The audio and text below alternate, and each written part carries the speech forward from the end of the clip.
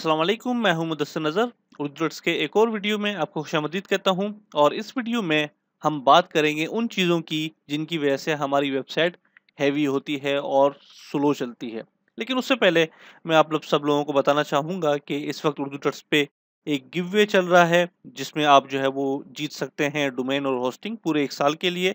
और ये जो होस्टिंग है वो हमें प्रोवाइड कर रहे हैं xsolservices.com वाले। तो आप जो है उनकी वेबसाइट भी विज़िट कीजिएगा। और आप जो है वो यहाँ पे क्लिक करेंगे जब, तो आपके पास जो है वो एक पेज ओपन हो जाएगा, जिसके अंदर जो है आपने कुछ जो है वो तकरीबन स्टेप्स हैं, 3 स्टेप्स हैं जिनको आपने पूरा करना है। और उसके बाद आप इस ड्रॉ में शामिल हो जाएँगे। और कुछ ही दिनों बाद हम जो है अनाउंस करेंगे हमारे विनर्स।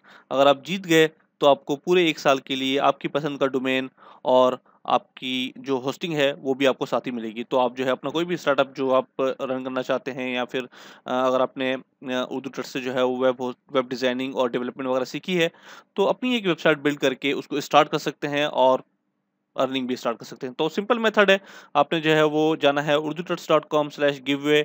और उसके बाद आपने इस पेज के ऊपर आना है।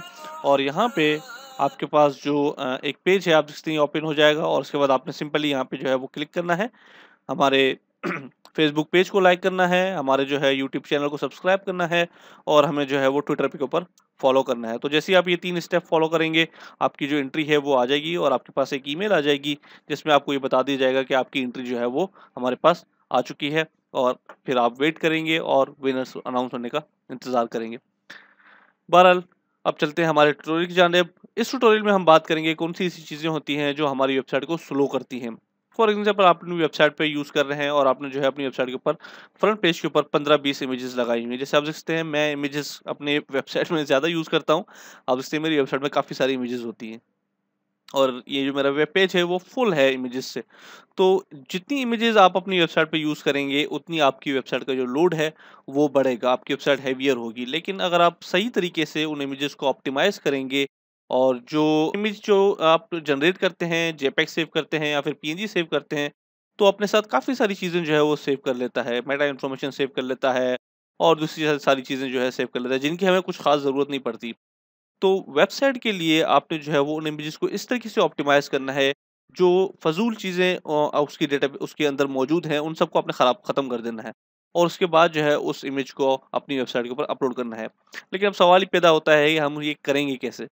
तो इसका बेहतरीन हल ये है कि आप तो सबसे पहले फ़ोटोशॉप के अंदर इसको ऑप्टिमाइज़ करें, जितना आप ऑप्टिमाइज़ कर सकते हैं विदाउट लूज़िंग अ रिज़ल्ट। ओके? आप देख सकते हैं मेरे पास जो गूगल वेब डिज़ाइनर का बैनर है, आप देख सकते हैं ये कितना क्रिस्पी बैनर है, और काफ़ी ज़्यादा जो है वो इसके अंदर शार्पनेस है, और एक अच्छा जो है लुक इसमें अंदर आ रहा है। अगर मैं इसकी जो ऑप्टिमाइज़ेशन है, जो उसकी क्वालिटी है, उसको मैं अगर 0 कर दूँगा, तो मेरी जो फ़ाइल साइज़ है, उसका जो साइज़ है वो काफ़ी कम हो जाएगा। लेकिन मेरी जो क्वालिटी है इमेज की, वो काफ़ी ज़्यादा ख़राब हो जाएगी, और ज़ाहिर है वो मेरी वेबसाइट के ऊपर अच्छा इफ़ेक्ट नहीं डालेगी, अच्छा इम्पैक्ट नहीं आएगा। तो मैंने अपनी इमेजेस को इस तरीके से डिज़ाइन करना है और इस तरीके से ऑप्टिमाइज़ करना है कि जो उनकी क्वालिटी है वो मैं लूज़ ना करूँ, और जो उसके अंदर फ़ज़ूल चीज़ें हैं जो मेरी ज़रूरत के मुताबिक नहीं है, मुझे नहीं चाहिए वो इन्फॉर्मेशन, तो मैं उसको निकाल दूँ वहाँ से। और तो बिल्कुल वो जो है वो साइज़ हमारा सेव होगा, और जो हमारी इमेज का साइज़ होगा वो काफ़ी कम होगा। उसके बाद हम बढ़ते हैं एक और स्टेप की जानिब, जो एक और वजह है हमारी वेबसाइट को स्लो डाउन करने की, वो है एचटीटीपी रिक्वेस्ट। अगर आप अपने सर्वर के ऊपर काफ़ी सारे फ़ॉन्ट्स यूज़ कर रहे हैं, और आपने जो है वो इमेजेस मुख्तलिफ सोशल मीडिया की लिंक्स से, या फिर आपने मुख्तलिफ साइट से अपनी इमेजेस को जो है वो डायरेक्टली लिंक किया हुआ है, या फिर आपकी जो स्टाइल शीट्स हैं या फिर जेएस फाइल्स हैं, वो आपने अपनी वेबसाइट का लिंक की हुई हैं किसी और थर्ड पार्टी वेबसाइट के साथ। तो जब कोई आपकी वेबसाइट ओपन करेगा, तो आपका जो सर्वर है वो एचटीटीपी रिक्वेस्ट भेजेगा उन तमाम आउटसोर्स लिंक्स को जो आपने अपनी वेबसाइट के अंदर इंक्लूड कर रखे हैं। फॉर एग्जांपल, आपने 3 फ़ॉन्ट्स जो हैं वो अपनी वेबसाइट के अंदर रखे हुए हैं। ज़ाहिर है फिर 3 फ़ॉन्ट्स की जो यूआरएल है वो आपने हेड के अंदर कॉल करवाई होगी, और हेड जो है वो ऑन लोड हो जाता है। उसके बाद आपने जो है वो जेएस फाइल्स जो हैं आपने 3-4 कॉल करवाई हुई हैं, उसके बाद सीएसएस फाइल्स आपने कॉल करवाई हुई हैं। तो जब कोई आपकी वेबसाइट खोलेगा, तो ये तमाम जितनी भी 8-9 जो लिंक्स हैं, उनके ऊपर आपका सर्वर जो है वो एचटीटीपी रिक्वेस्ट सेंड करेगा। तो ज़ाहिर है जब तक वहाँ से रिस्पॉन्स नहीं आता, तो आपकी वेबसाइट जो है वो आगे नहीं बढ़ेगी, कुछ चीज़ें लोड नहीं होंगी। तो एचटीटीपी रिक्वेस्ट जाने से आपकी वेबसाइट जो है वो स्लो डाउन होती है। तो कोशिश ये किया करें कि कम से कम जो है वो एचटीटीपी रिक्वेस्ट आप यूज़ किया करें अपने सर्वर्स में, ताकि एचटीटीपी रिक्वेस्ट जो है वो कम हो और आपकी वेबसाइट को किसी और दूसरे सर्वर के ऊपर डिपेंड ना करना पड़े लोड होने के लिए। उसके बाद हम बात करते हैं जो हमारी इंटरनल वेबसाइट की सीएसएस फाइल्स होती हैं और जेएस फाइल्स होती हैं, वो क्योंकि एचटीटीपी रिक्वेस्ट तो जनरेट नहीं कर रही होती है, लेकिन ऑन लोड जो है वो लोड हो रही होती है। जब आप साइट खोलते हैं तो वो लोड होती हैं। ज़ाहिर है वो लोड होंगी तो आपकी वेबसाइट के जो कलर्स हैं, आपकी वेबसाइट की जो एनिमेशन है, वो तमाम फीचर्स जो हैं उसके काम करेंगे। तो अब हमने उनको क्या करना है, उनको हमने ऑप्टिमाइज़ करना है। हमने उनका जो साइज़ है वो हमने उनका कम करना है।